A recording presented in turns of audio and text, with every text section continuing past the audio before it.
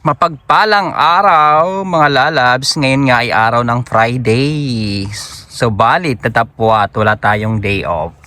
Dahil nung mga nakaraang araw ay umulan ng 3 araw, babawi tayo ngayon. Kaya babawian din natin ang araw ng pagpasok. Ganun lang ang buhay, bawi-bawian lang. Hindi, joke lang.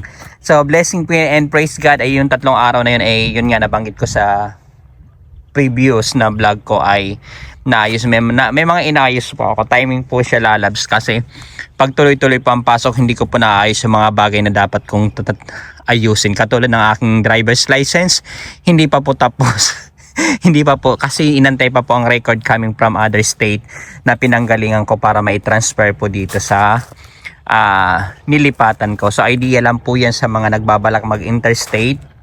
Talagang kailangan magpalit din ng lisensya, and kasama ng pagpalit ng lisensya kung ano po yung mga sasakyan na nakapangalan under your driver's license, kailangan din po magpalit ng plaka kasi mabuboid na po yung driver's license nyo dun sa pinanggalingan nyo dun sa other state, and yung existing, yung current, yun yung lalabs yung So anyway, so out of topic, di joke lang.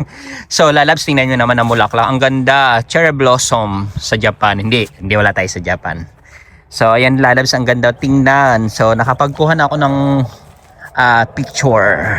May mga photos na tayo dito sa sa mga bulaklak na ito. Ang ganda panoorin, ang ganda tingnan lalabs. Yan po ay bulaklak ng ilang-ilang. Bulaklak ng blueberry. So hanap tayo ng bunga, and shout out everyone sa lahat ng nanonood at patuloy na sumusuporta at di bumibitaw sa panonood ng aking mga video. Sana and nawa nag-enjoy po kayo at kayo ay natutuwa at nasisiyahan kahit hindi po kagandahan ang aking tinig at ang aking mga sinasabi. Hindi. So ayan lalabs, so tingnan from bulaklak. So ayan po yung kakalabasan. Kita nyo, pang ganda no? Ang ganda sa video, pero sa personal, mas maganda. Ito na nga mga lalabs, ngayon ay natapos na rin ang aking training. 3 days po lalabs sa Agritech apps kasi may mga bagong input, may mga bagong nilagay sa system na kailangan kong aralin kasi hindi naman tayo kagalingan. So may mga bagay-bagay na at good news and magandang bagay din yun sa akin lalabs. Sa akin nga, sabi ko nga, everyday is learning for me because may mga natututunan tayo and dagdag kaalaman at para hindi tayo kalawangin dun sa kasi ang ating utak ay mapupuno na yung memory. So kailangan mag-reset and kailangan magbawas, mag-erase, maglagay sa trash and deleted.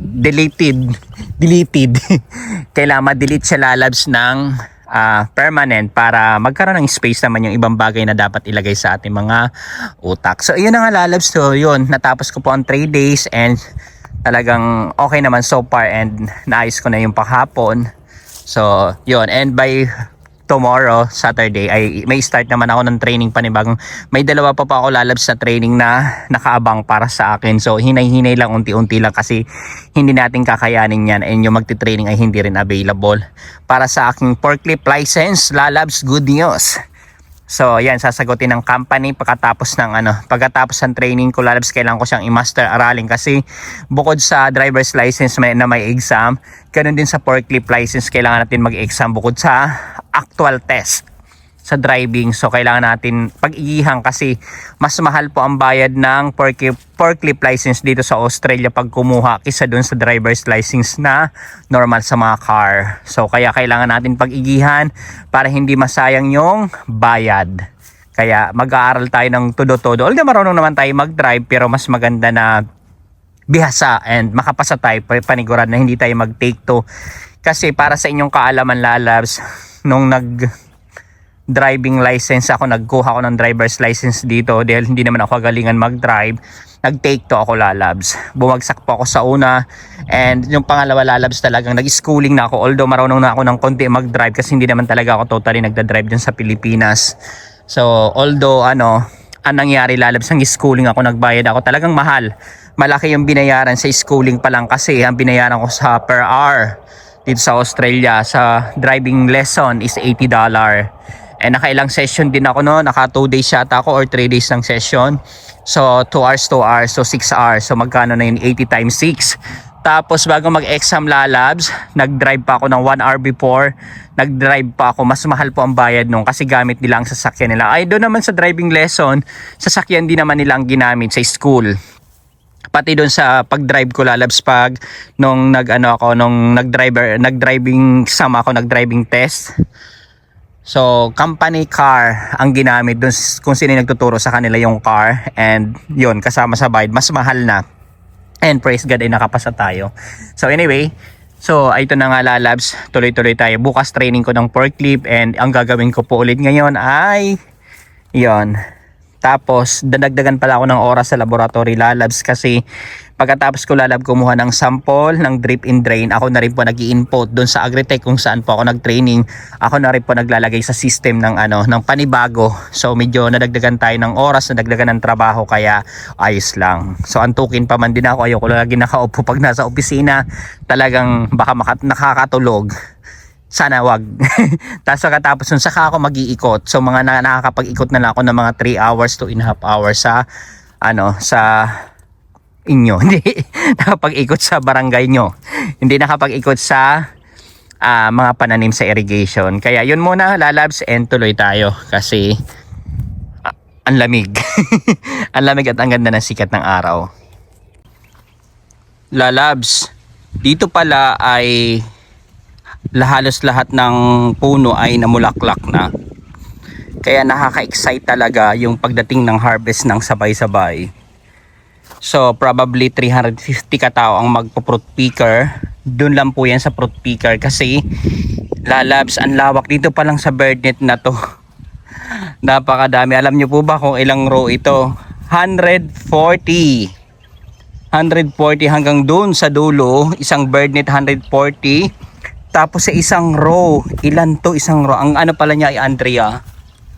So planted siya noong May 25. Sa isang row hanggang dun yan sa dulo, grabe. Hindi ko mabilang, hindi ko alam kung ilang bag to. Basta marami po siyang row, 140. Tapos sa kabila naman ay 104. Halos lahat na mulaklak na. And tingnan mo lalabs, oh. Ang daming bunga niyan, tsaka nakakatuwa kasi ang isang tatlo yata ay 4 yata sila katao na hindi ko alam kung bakit nila binibilang lahat ng bulaklak naging bunga at hinog na sa isang bag. So yan, nakaalambre pa siya lalabs kasi para hindi po lumaylay kasi minsan windy, mahangin, nalaglag po ang natutumba. Pero ito po ay mabibigat na to kasi puno na po ito lalabs ng tubig. And sa kabila po pala lalabs olive yan, nag-harvest sila. Ang tapos ang harvest nila is kalagitnaan po lalabs ng August. So kilala ko po may-ari dyan, pati yung general manager. So yan lalabs, kaharap nito ay olive. Tapos ayun lalabs, so nakita nyo. Ang ganda yung portion sa video. Ayan, grabe ang bulaklak. Grabe ang bulaklak, grabe ang bunga. So yan, update lang, and tinakahit talaga ng harvest ng blueberry ay ngayong September. So in na ngayon, July 23 o 24. Ayun. So matatapos na naman ang July, August na. Kaya magha-harvest na lalabs sa September. So more than a month na lang, start na ng season talaga ng harvest. And yung harvest dito lalabs ay Monday to Sunday. Huwag lang may ulan kasi pag ulan hindi po sila nag-harvest. And yun, tumatagal po sila kasi mainit na po yung lalabs. Maganda ang panahon. Tumatagal po sila. Minsan nag-start sila ng 5:30 ng umaga. Tapos natatapos sila alas 7 ng gabi. Minsan naman nag-e-end po sila ng 4 o'clock, 5 o'clock. Depende po. And, pero po sa shed, sa warehouse, kung saan nire-repack po yung mga prutas na tinitas nila, yan po ay 24 hours. 3 shift yata yun, 3 shifting ang ginagawa doon. Talagang grabe yung season.